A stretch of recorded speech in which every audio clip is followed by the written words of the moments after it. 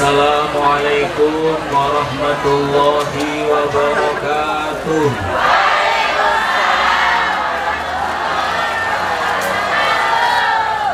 Apakah Laskar Cirebon masih semangat? Satu kali lagi yang kompak, yang semangat, yang menunjukkan Laskar Cirebon tetap bersatu di Taiwan ini. Assalamualaikum warahmatullahi wabarakatuh.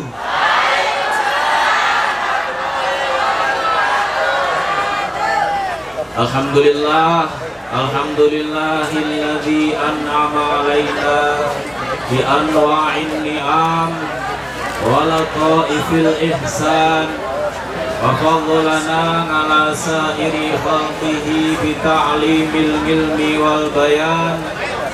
Assalatu wassalamu ala sayyidina wa maulana Muhammadin asrafil anam wa ala alihi wa ashabihi dawil kiram, amma ba'du.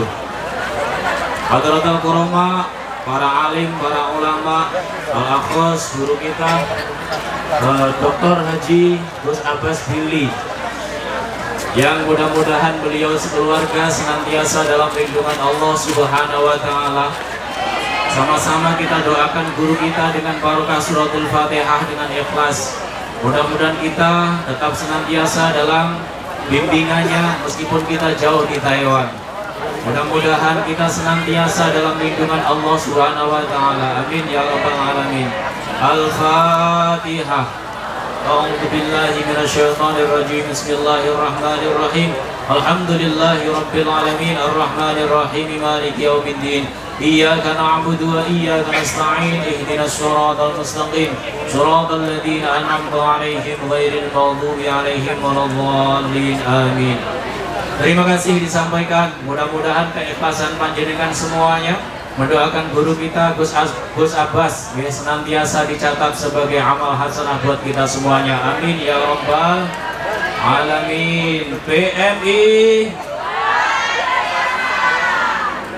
Laskar Cirebon bersatu. Allahu Akbar. Mudah-mudahan tetap bersatu. Allahumma amin ya rabbal alamin. Alhamdulillahi rabbil alamin. Pertama saya kasih penghormatan kepada keluarga besar Laskar Cirebon yang pada kesempatan siang menjelang sore ini telah genap berusia 8 tahun. Mudah-mudahan di usianya yang ke-8 tahun semakin tambah kompak, semakin tambah semangat, semakin tetap kokoh persatuannya. Allahumma amin ya rabbal alamin. Kepada panitia dan seluruh jajarannya yang telah dengan keikhlasannya menyelenggarakan kegiatan pengajian akbar atau tabligh akbar, yang mana pada kesempatan siang hari ini telah dihadiri oleh guru kita, ibunda kita Hajah Wafiq Azizah dari Indonesia, yang mudah-mudahan beliau senantiasa dalam lindungan Allah Subhanahu wa Ta'ala dan barokahnya sholawat Nabi tadi, mudah-mudahan kita senantiasa mendapatkan syafaatnya Nabi Muhammad Sallallahu Alaihi Wasallam. Allahumma amin ya rabbal alamin. Kepada keluarga besar KMIT, Komunitas Muslim Indonesia Taiwan, yang sangat saya muliakan,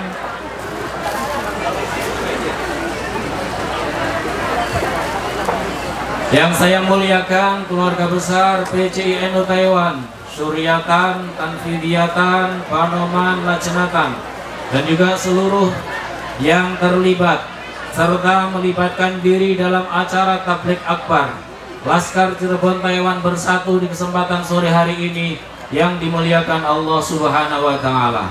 Sahabat-sahabat Banser dan Watser dan juga seluruh jajarannya rahimakumullah. Alhamdulillahirabbil alamin. Puji syukur kehadirat Allah Subhanahu wa Ta'ala.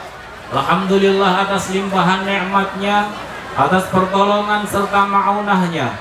Sore hari ini kita masih dikondisikan dalam keadaan sehat lahir maupun batin, di tengah sahabat-sahabat kita yang sedang menderita sakit, baik sakit hati ataupun sakit gigi. Kita masih diberikan kesempatan di tengah-tengah kesibukan kita dalam bekerja mengais rezeki yang halal di bumi Taiwan ini. Karena banyak teman-teman kita yang tidak bisa mendapat kesempatan seperti kita. Alhamdulillah, kita masih diberikan kekuatan di tengah-tengah teman kita yang tidak punya kekuatan untuk hadir melangkahkan kakinya ke tempat yang mulia ini. Allahumma amin ya rabbal alamin. Mudah-mudahan beliau semuanya yang punya niat untuk menghadiri acara tabligh akbar di kesempatan sore hari ini senantiasa dicatat sebagai amal hasanah. Allahumma amin ya rabbal alamin. Sahabat-sahabatku yang dimuliakan Allah Subhanahu wa taala, bersyukur kepada Allah Subhanahu wa taala adalah kunci di mana seorang manusia akan mendapatkan nikmat yang berkelanjutan. Syukrun ni'mah qayyidun liziyadah.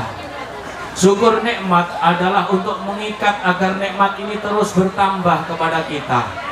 Karena orang yang kehilangan nikmat adalah orang yang tidak mau bersyukur. Na'udzubillah min dzalik. Malam ya'rif qadaran ni'am biwujdaniha faqad 'arafaha biwujudi faqadaniha. Orang yang akan kenal dengan nikmat biasanya itu akan terjadi ketika kita sudah kehilangan nikmat. Kalau kita sehat, gak kenal dengan kesehatan kita. Kapan kita kenal dengan sehat kita? Ketika kita sudah jatuh sakit. Ya Allah, saya mau hadir ke Taichung untuk menghadiri pengajian Laskar Cirebon, tapi saya lagi kan mau pusufu, gak enak badan, akhirnya periksa dokter nggak jadi hadir. Begitulah harga diri, harganya kesehatan yang sangat mulia sekali. Dan kenalnya kita kepada sehat kita adalah ketika kita jatuh sakit. Yang punya anak, keluarga, istri atau suami kadang nggak kenal dengan istri, suami atau anaknya, maka terkadang rela berbuat yang tidak baik kepada keluarganya. Kapan kita kenal dengan istri, suami, anak, dan keluarga kita? Ketika kita sudah jauh dari keluarga, ketika kita sudah kehilangan orang tua, ketika kita sudah kehilangan istri atau suami kita. Wah, ternyata enak istri yang dulu, wah ternyata setia suami saya yang dulu. Alhamdulillah, maka dipertahankan istrinya, dipertahankan suaminya, anak serta keluarganya. Kita hadir datang ke Taiwan meninggalkan orang tua, meninggalkan keluarga dengan tangisan. Maka suatu saat kalau kita pulang ke Indonesia, kita harus bisa membuatnya tertawa dan bahagia. Jangan sampai kita meninggalkan keluarga kita di Indonesia dengan tangisan, pulang ke Indonesia malah membuatnya menangis. Na'udzubillah min dzalik. Maka bahagiakan orang tua kita, insya Allah kelak kita akan dibahagiakan oleh generasi penerus kita, anak cucu kita. Allahumma amin, Allahumma amin ya rabbal alamin. Kedua kalinya sholawat salam mudah-mudahan terlimpahkan kepada junjungan kita Baginda Nabi Agung Muhammad Sallallahu Alaihi Wasallam, yang telah membimbing kita, yang sangat kita nantikan syafaat dan pertolongannya di dunia terlebih kelak di yaumil qiyamah. Sallu ala Nabi Muhammad. Kanjeng Nabi Muhammad Sallallahu Alaihi Wasallam adalah seorang pemimpin yang bijaksana, pemimpin yang peduli kepada umatnya.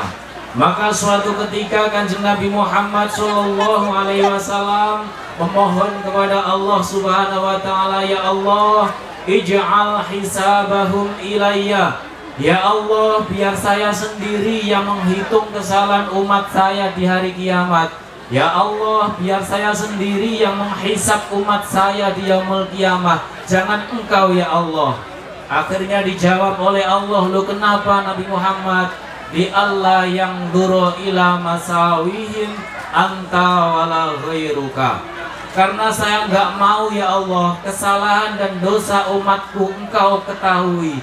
Kesalahan dan dosa umatku diketahui oleh malaikat, Oleh karena itu biar saya sendiri yang menghitung amal kebaikan dan keburukan umat saya. Akhirnya Allah menjawab bagaimana? Ya Muhammad, wahai Nabi Muhammad, hum ibaduka, mereka adalah hum ibadi, mereka adalah hambaku. Wahum ummatuka, meskipun mereka adalah umatmu, mereka adalah tanggung jawabmu. Tapi aku tidak mau membuat engkau sebagai kekasihku merasa prihatin karena memikirkan kesalahan umat. Maka Allah sendiri yang akan menghisab umatnya, Kanjeng Nabi Muhammad Sallallahu Alaihi Wasallam. Kenapa demikian? Sama jawabannya, di Allah yang duro ila masawihim anta wala ghairuka. Muhammad, aku nggak mau ada yang melihat kesalahan umatmu, bahkan engkau sendiri saja aku nggak tega. Jadi Gusti Allah niku mboten tega nek Kanjeng Nabi Muhammad sampai ngerti salahé umate, nggih. Makane kula panjenengan sedaya monggo kita tanamkan rasa mahabbah kita kepada Kanjeng Nabi Muhammad sallallahu alaihi wasallam dengan apa? Dengan banyak membaca sholawat. Ngendikane Kanjeng Nabi, man sholla alayya min ummati kutibat lahu asru hasanatin wa muhiyat anhu asru darajatin wa muhiyat anhu asru khotoyatin.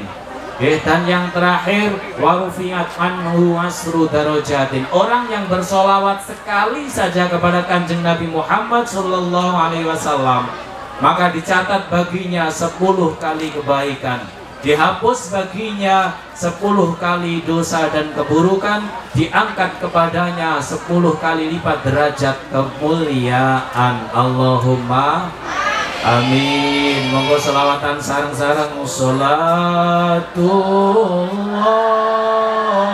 salamullah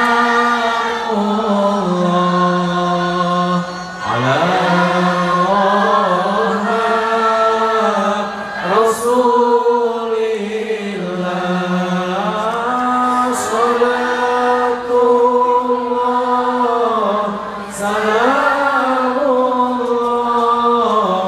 ala yasin habibillah. Sallu ala Nabi Muhammad. Untuk selanjutnya pada kesempatan siang menjelang sore hari ini, saya mengucapkan terima kasih dan juga mohon maaf kepada panitia penyelenggara, khususnya teman-teman dari Laskar Cirebon Taiwan Bersatu. Di sini saya menggantikan panjenenganipun Gus Abbas, meskipun karena saya ini belum pantas untuk menggantikan beliau, karena amanah, karena tugas, mau tidak mau saya harus mau. Inilah repotnya. Oleh karena itu mudah-mudahan panitia penyelenggara tidak kecewa. Orang yang berniat baik, selama ada orang berniat baik, meskipun gak jadi niku tetep fa'anta bi khairin, sudah dicatat sebagai niat, dicatat sebagai kebaikan. Man hamma bi hasanatin falam ya'malha kutibat lahu hasanatun kamilah. Wong kok duwe niat apik gak dadi, niku pun dicatat keapian sing sempurna. Alhamdulillah. Maka panitia penyelenggara ndak usah kecewa. Beliau guru kita Gus Abbas mboten saged rawuh karena ada kendala teknis. Insya Allah lain waktu, lain kesempatan kita doakan bersama beliau bisa hadir di tengah-tengah kita. Amin Allahumma amin ya rabbal alamin. Dan juga apresiasi saya sampaikan sebesar-besarnya kepada teman-teman Laskar Cirebon Taiwan Bersatu. Inilah salah satu komunitas organisasi yang peduli kepada kemanusiaan, yang menyantuni anak yatim piatu, yang membangun masjid dan musola, baik yang di Indonesia ataupun membantu yang di Taiwan. Mudah-mudahan niat besar, niat baik panjenengan senantiasa diridhoi oleh Allah Subhanahu wa Ta'ala. Allahumma amin ya rabbal alamin. Sahabat-sahabatku yang dimuliakan Allah Subhanahu wa Ta'ala, Gus Abbas adalah singa Nahdlatul Ulama. Beliau adalah pahlawan, orang yang pemberani, yang menyampaikan dakwah Ahlus Sunnah wal Jamaah An-Nahdliyah. Kenapa? Karena konsep dan pemikiran orang-orang Aswaja An-Nahdliyah itu punya pemikiran yang indah, yang sangat mulia. Maka kalau kita mengatakan Ahlus Sunnah wal Jamaah, orang yang cinta ulama, cinta para sesepuh kita, para pendahulu kita, para aulia, para kekasih Allah Subhanahu wa Ta'ala, maka konsisten berpegang teguh pada satu akidah Ahlus Sunnah wal Jamaah An-Nahdliyah. Gitu. Kenapa? Karena pola pikirnya sangat indah. Fi nahdlatil ulama mustamsikuna biha, innal muhibba lima yuhibbu hafidhuhu ya rabbi bil Muhammadan lima qasidana waghfir lana ma madaya wasi'al karami. Nahdlatul Ulama ini adalah tempat kita untuk berpegang pada ajaran Islam Ahlus Sunnah wal Jamaah. Maka kalau cinta Nahdlatul Ulama, kita jaga guru-guru kita, termasuk panjenenganipun Gus Abbas ini, ya. Kita doakan dari jauh, mudah-mudahan beliau sekeluarga dalam lindungan Allah Subhanahu wa Ta'ala. Di antara kita tentunya dalam beribadah ini kepingin mendapatkan kemudahan. Kanjeng Nabi ngendika, afdhalul ibadati akhaffuha. Ibadah yang paling afdhal itu ibadah yang paling ringan. Maka saya sore hari ini nggak panjang lebar, cukup sekedarnya saja agar panjenengan yang hadir jauh dari tempat panjenengan bermukim ke sini, Anda juga dapat ketenangan hati, Anda juga dapat ilmu. Allahumma amin ya rabbal alamin.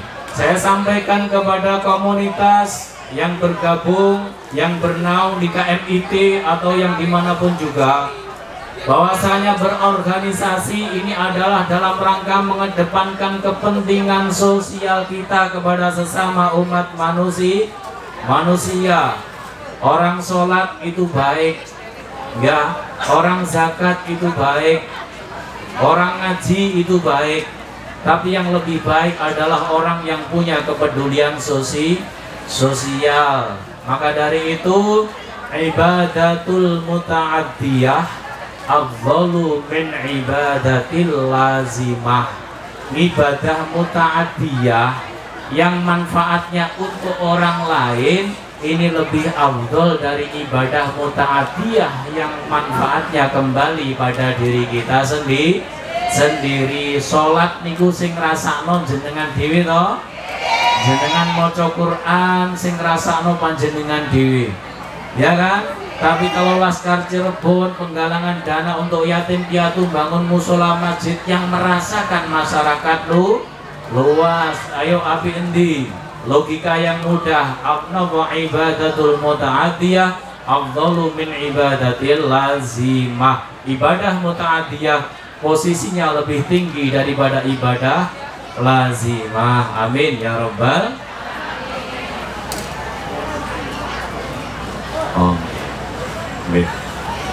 Sedikit informasi buat teman-temanku di ART, asisten rumah tangga yang punya nenek di taman sana, silakan neneknya diambil, diajak kemari mboten nopo-nopo, daripada di sana sendirian, karena ini amanah, Sekali lagi, yang punya nenek di taman sana silakan diambil, diajak ke sini, dibawa ke sini, mboten nopo-nopo. Oke, tetap semangat. Memang inilah kondisi dan posisi kita. Maka ngendikani Al-Imam Abu Hamid bin Muhammad Al-Ghazali dalam kitab Ihya Ulumuddin dalam bab ikhtilaful aurat bi ikhtilafil ahwal, manusia ini dikelompokkan menjadi 5 golongan. Yang pertama abidun, orang yang ahli ibadah. Kedua adalah alimun, orang yang alim. Ketiga adalah muta'allimun, orang yang belajar. Keempat adalah al-muhtarifu bil kasbi, orang yang bekerja. Yang terakhir kelima adalah al-muwahhid, orang yang sudah mengesahkan Allah Subhanahu wa ta'ala. Yang pertama, orang alim itu tugas utamanya apa? Orang abid itu tugas utamanya ibadah, sholat, baca Quran dan lain sebagainya, kesehariannya itu. Kedua, ada muta'an alim, orang yang berilmu.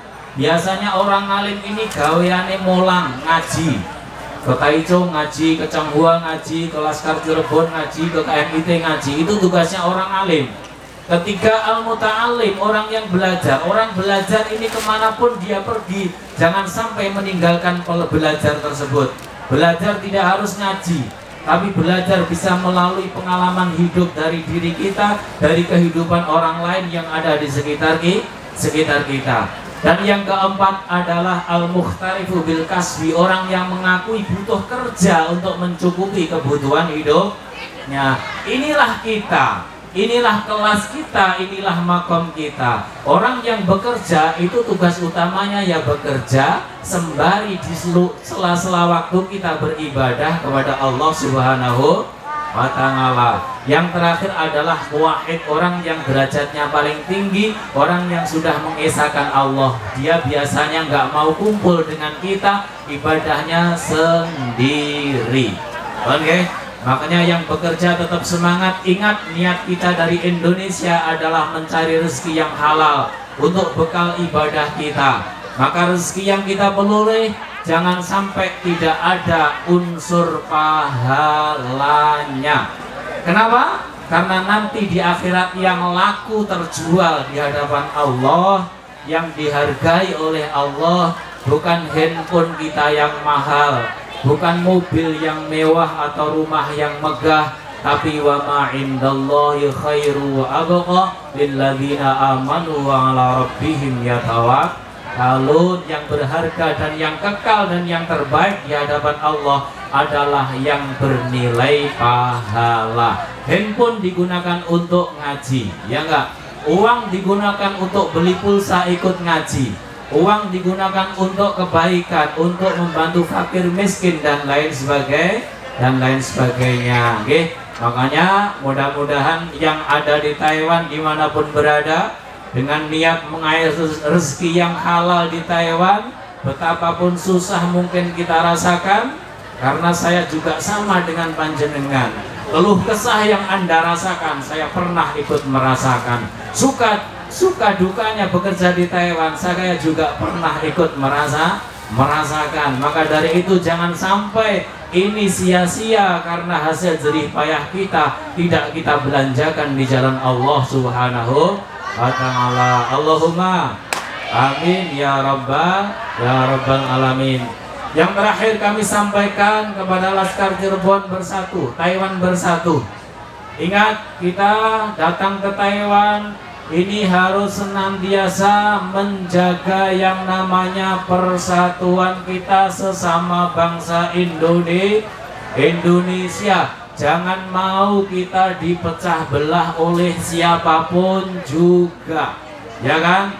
Karena zaman sekarang itu banyak orang yang usil, ya kan? Kita yang dari Indonesia punya budaya yang luhur, punya adat istiadat yang istimewa. Kadang disuruh milih di Laskar Cirebon, kamu pilih Allah apa pilih yang selain Allah? Oh, pilih Allah. Kamu pilih budaya apa agama? Oh, pilih agama. Akhirnya kita dipisahkan dari budaya. Padahal agama itu pekerjaannya melalui budaya, ya kan? Langsung Allah jelas boten saged. Yang bisa beragama langsung Allah cuma satu, yaitu Kanjeng Nabi. Nggih mboten? Nggih, makanya jangan mau kita dipecah belah yang seperti itu.